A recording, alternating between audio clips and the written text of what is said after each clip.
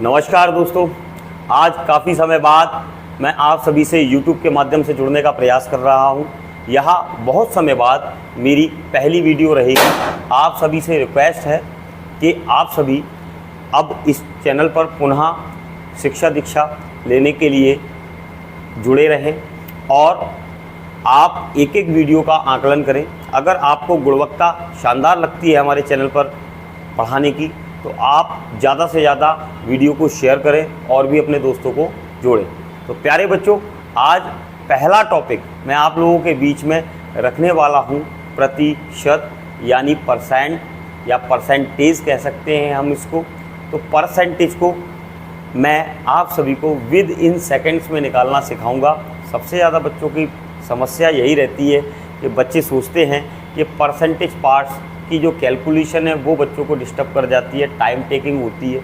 तो आज हम परसेंटेज के कुछ नियम, कुछ पद्धतियाँ सीखेंगे जिसके माध्यम से हमारा परसेंटेज बहुत ही ज़्यादा शानदार और जानदार और सरलतम मेथड पर टूटने लगेगा। सो प्यारे बच्चों, प्रतिशत के विषय में थोड़ा सा जानते हैं कि प्रतिशत है क्या। तो मैं आपको बता दूं कि प्रतिशत जो है प्यारे बच्चों, प्रतिशत में आप एक चीज़ स्पष्ट रखें कि जो परसेंटेज है, ये जो साइन होता है परसेंटेज का, वो 1/100 के इक्वल होता है, यानी 1/100 के इक्वल होता है। यानी कि प्रतिशत यानी प्रति 100 पर 1, यानी कि कोई भी संख्या, कोई भी मान अपने आप में 100% के समान होता है। तो प्यारे बच्चों, परसेंटेज की जो सामान्य विधि है वो आप सभी जानते ही होंगे। फॉर एग्ज़ाम्पल, जैसे मैं एक संख्या आप लोगों के बीच रख रहा हूँ, एक संख्या आप लोगों के बीच रख रहा हूँ 5000। यूँ तो हम अगर कोई क्वेश्चन बनता था तो क्या करते थे प्यारे बच्चों, हम ये करते थे, मान लो 5000 का मुझे 20% चाहिए, तो हम क्या करते थे, 5000 मल्टीप्लाई बाय 20/100। आसान तरीका था क्योंकि वैल्यू आसान है। लेकिन आप सोचो, अगर वैल्यू हमें मिल जाए प्यारे बच्चों यहीं पर 550, तो हमसे पूछ ले इसका का, या ऑफ इंग्लिश में कहेंगे 52%। तो अब यहाँ पर उतना ज़्यादा सरल नहीं है वैल्यू जितनी सरल पहले थी। अब कहीं ना कहीं आप देखेंगे, अगर इसको मैं सॉल्व करता हूँ तो 550 कह रहा हूँ, माफ़ कीजिएगा, 5550 मल्टीप्लाई बाय 52/100। अब प्यारे बच्चों, हम कितना भी कैलकुलेशन कट कर लें, छोटा कर लें, फिर भी कहीं ना कहीं कैलकुलेशन की एक जटिलता है। अब मान लो इसको कर भी लोगे यार सॉल्व, मैं 1998 लिख देता हूँ और इसका कह देता हूँ, इसका निकालो 52%। अब तो कैलकुलेशन थोड़ी जटिल हो जाएगी। यानी कहने का तात्पर्य है, परसेंटेज में अगर वैल्यू थोड़ी सी टफ आई तो आपको कैलकुलेशन भी थोड़ी टफ पड़ेगी। लेकिन हम जिस तरीके से, जिस सिद्धांत से आज परसेंट को पढ़ने वाले हैं, उनमें प्यारे बच्चों आपको परसेंटेज बहुत शानदार और साधारण तरीके से करने को मिलेगी। उसके लिए आपको बस वीडियो से जुड़े रहना है और एक एक चीज़ों को बहुत बारीकी से सीखना है और समझना है, जिसके कारण आप लोग अच्छे से अच्छे परसेंटेज, बड़े से बड़े टफ पार्ट्स को भी आसानी से कर पाओगे। शुरुआत करते हैं बेटा, ये तो सिर्फ आपको बताने के लिए था कि आपको समस्याएं क्या आती हैं। अब स्टार्ट करते हैं परसेंटेज पर काट। तो प्यारे बच्चों, जैसे 5000 लिखा हुआ है, इस 5000 को लिखा रहने दो। अब 5000 अपनी जगह पर लिखा हुआ है। अब इस 5000 के आधार पर ही हम वैल्यू को तोड़ना प्रारंभ करते हैं। देखते हैं कैसे। जैसे मैंने मान लिया 5000 कोई वैल्यू है, उसका मुझे निकालना है प्यारे बच्चों सबसे पहले 10%। फिर मैं कहूँगा 20% निकालना है। फिर मैं कहूँगा 5% भी निकालो यार इसका। सो प्यारे बच्चों, मैं कहूँगा 1% भी निकालो। सो प्यारे बच्चों, आप सभी ध्यान देना कि इन परसेंटेज मान को हम कैसे फाइंड कर सकते हैं, कैसे इस वैल्यू को बड़ी आसानी से समझ सकते हैं। तो मैं आपको बता दूं, अभी बताया था कि कोई भी संख्या अपने आप में 100% के बराबर होती है। तो प्यारे बच्चों, आप स्वयं देख लें, अगर मुझे संख्या का 10% चाहिए तो संख्या अपने आप में 100% थी। 100% बराबर मेरे पास 5000 है। और आप देखिएगा 100% में से 10% रह जाए, उसके लिए क्या करना है, 10 से डिवाइड। बड़ी आसानी से हमारे सामने 10% की वैल्यू दिखाई दे रही है। कभी भी 10% निकालना है तो आपको अपने दिमाग में, मस्तिष्क में यहाँ स्पष्ट क्लियर करके रख लेना है कि कोई भी संख्या का 10% हमें कभी भी फाइंड करना है तो उस दी गई संख्या में हमें 10 से भाग देना है। वो मन में ही हो सकता है, क्योंकि दशांक का भाग का तात्पर्य होता है अगर शून्य लगा है यानी लास्ट में 0 लगा हुआ है तो उस 0 को हटा दो, 10 का डिवाइड हो जाएगा। या आप कह सकते हो कि 10 का अगर भाग देना है तो आप एक संख्या के बाद पॉइंट लगा दो यानी दशमलव लगा दो तो भी 10 का डिवाइड हो जाएगा। तो ये दोनों ही तरीके, 10 का डिवाइड बहुत सरल है। कभी भी किसी संख्या का 10% निकालना हो आपके लिए बहुत आसान हो जाएगा। उसके बाद 10% के बाद अगर 20% की बात करें तो 20% के लिए प्यारे बच्चों कुछ मत करो, 10 का डबल 20 होता है। तो 10% अगर आप मन में निकाल सकते हो तो आप 20% भी बड़ी आसानी से फाइंड कर सकते हो। 20% अपने लिए कितना हो जाएगा प्यारे बच्चों, 20% अपने लिए हो जाएगा 1000, और बहुत ही सरलतम मापदंडों के आधार पर 1000 हो जाएगा। अब बात करते हैं कि सर 5% के लिए क्या क्या रहेगा खेल। तो प्यारे बच्चों 5% के लिए तो और ज़्यादा सरल खेल है।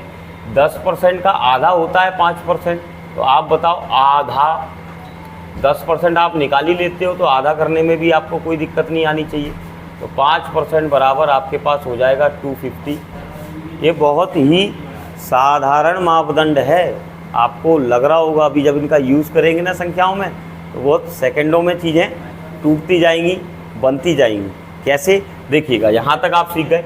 अब जैसे मुझे 1% निकालना हो तो प्यारे बच्चों अभी मैंने बताया कोई भी संख्या 100% होती है। 100% बराबर 5000 था और 1% अगर इसका निकालना है तो मुझे 2 0 कट करना पड़ेंगे। इसका तात्पर्य हो गया कि अगर कभी भी 1% का मान कभी हमें चाहिए तो आप कुछ मत करो, दी गई संख्या में 100 से भाग दे दो।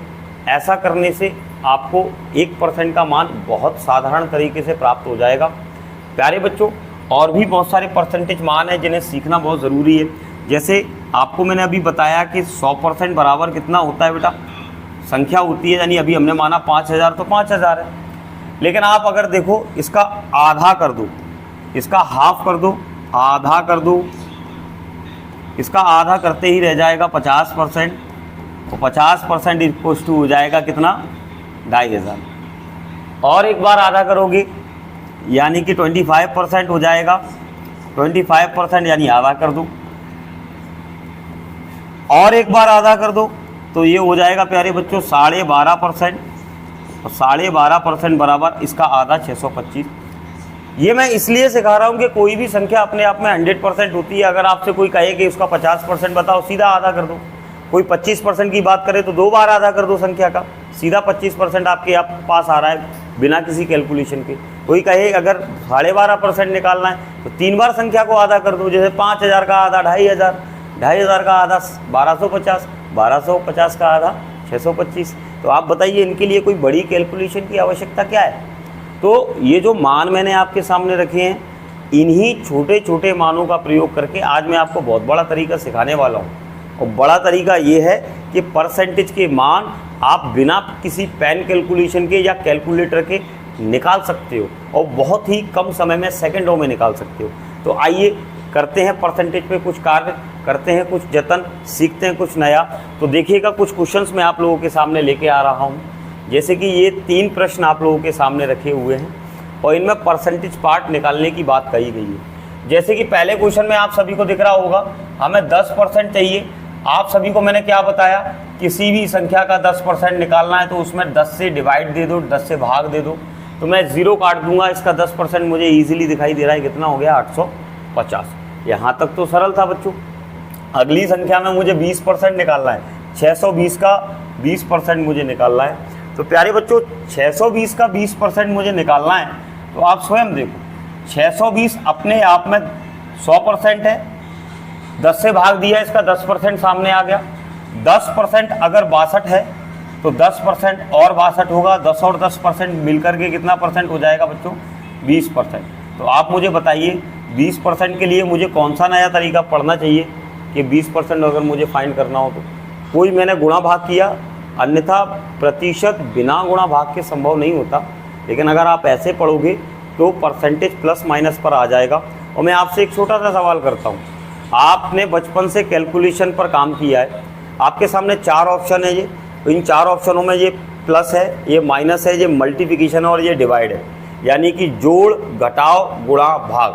आपको अगर चॉइस दी जाए एक क्वेश्चन करने की तो आप क्या चाहेंगे, कौन सी कैलकुलेशन मिले?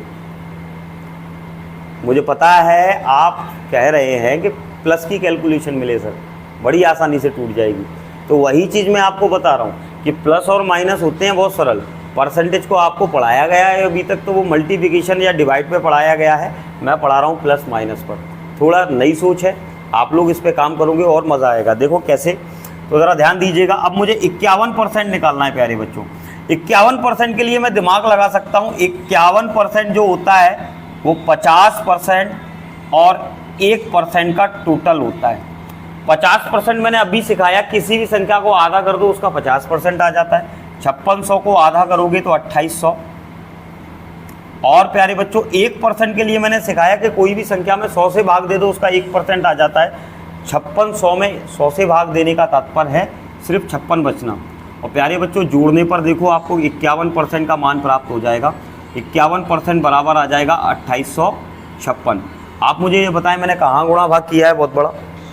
तो सबसे बड़ी बात है आप सीख कैसे रहे हैं और आप करना क्या चाहते हैं।